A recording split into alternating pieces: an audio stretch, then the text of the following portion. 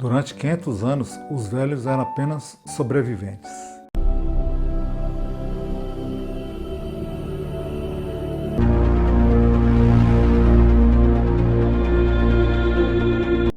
E aí pessoal, chegando aqui mais uma vez com o nosso canal Pensar com Liberdade, trazendo até vocês mais um bate-papo, uma conversa, um roteiro. Vamos falar de um assunto também que tem muito interesse na sociedade, né? E que a gente está chamando esse texto de Os Velhos Eram Apenas Sobreviventes. É um texto da Marisa Tavares e é claro que eu faço aquele convite bem especial. Vem comigo. Durante quase 500 anos, os velhos eram apenas sobreviventes. Tudo começou com a dor no joelho e uma mão centenária, afirma bem-humorada a escritora Mari Del Piore, na abertura do seu mais recente livro, Uma História da Velhice no Brasil. Em 1549, quando Tomé de Souza chegou à Bahia, acompanhado de 1000 pessoas, entre degredados, colonos pobres e fidalgos, a expectativa de vida era de 21 anos. Era tão difícil envelhecer que vivia-se a velhice como Deus quisesse ou mandasse. No entanto, o culto à juventude sempre existiu. Na Idade Média, menosprezava-se o farrapo humano, no qual a idade transformava o corpo. O Renascimento exaltava a beleza do corpo jovem.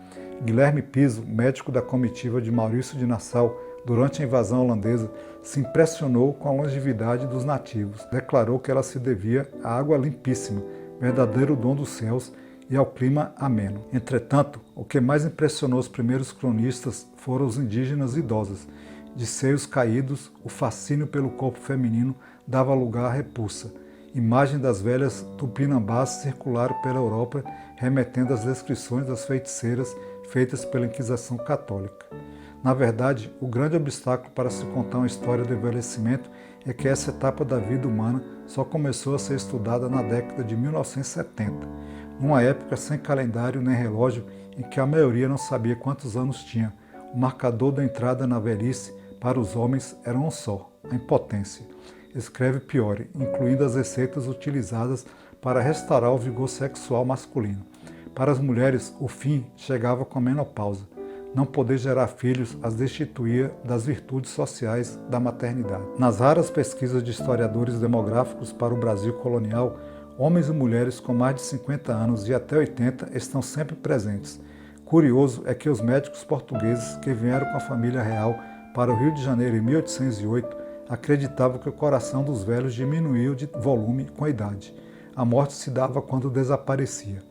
Ele também se debruça sobre a velhice dos 4 milhões de escravizados que chegaram ao Brasil. A maioria era composta por homens entre 15 e 40 anos. Apesar das condições degradantes em que viviam, havia os que envelheciam e acreditavam que aquele era um dom dos deuses. Entendia-se que a longevidade se devia ao fato de a pessoa ter vivido de acordo com a lei dos ancestrais. Na segunda metade do século XIX, os próprios protagonistas da história passaram a discorrer sobre a sua idade. O abolicionista Joaquim Nabuco, por exemplo, via surgirem projetos do qual não participara. Resigno-me a ter tido a minha vez e que outros tenham a sua. A chama do desejo sexual era vista como um risco para os idosos. Na velhice, deve-se desconfiar das excitações fictícias produzidas por um regime estimulante ou pelos sonhos da imaginação, porquanto abreviam-se certamente os dias ou seriam ceifados pela morte súbita. Na virada do século XX, com o fim da monarquia, ser velho tornou-se ainda mais incômodo. A velocidade imperava, com trens, bondes e os primeiros automóveis. O progresso era sinônimo da urbanização acelerada, culto aos esportes e da idealização do corpo. Cronistas definiam que a meia-idade era compreendida entre os 35 e 42 anos, a idade madura dos 43 aos 49, o declínio de 57 a 63, a velhice de 64 a 70. Na sequência, vinha a decrepitude. Em 1920, a expectativa de vida era de 34 anos e meio. Durante quase 500 anos, os velhos eram apenas sobreviventes. No século XXI, a velhice parece ser uma conquista. Priore encerra o livro dizendo, enquanto escrevia, a dor no joelho sumira e sua mãe falecera. Morreu a antiga, em casa, com a filha e o neto ao pé da cama. Exemplar, ela viveu intensamente todas as idades. Que possamos todos fazer o mesmo. Muito bom texto, hein? É um tema muitas vezes cheio de preconceito, né? A velhice. Ainda hoje a gente tem uma certa aversão a velhice porque nos remete a alguma coisa próxima da morte, né? Coisa que a gente não gosta de pensar.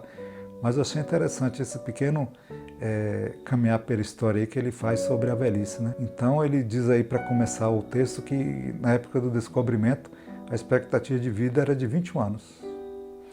Outra coisa que ele destaca é que o culto à juventude sempre existiu. A gente pode ver aí, né, e o texto reforça isso, que o Renascimento exaltava sempre a beleza do corpo jovem, né?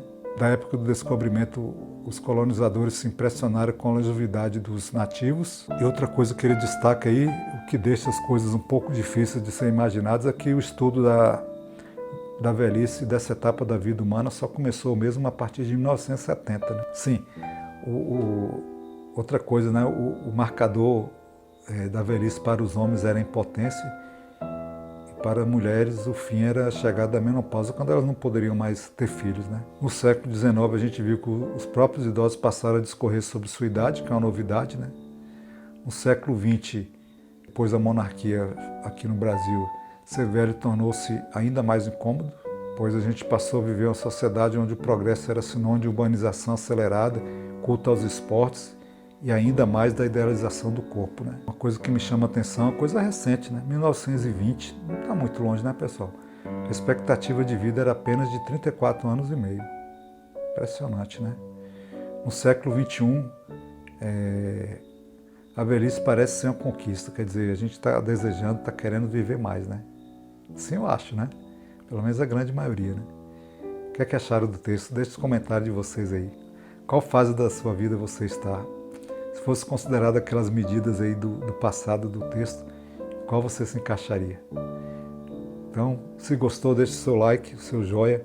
Divulgue o Pensar com Liberdade nas suas redes sociais, com seus amigos, com aquelas pessoas que você gosta. Se não for inscrito, pessoal, se inscreve aí no canal Pensar com Liberdade. Eu agradeço muito. Valeu. Obrigado.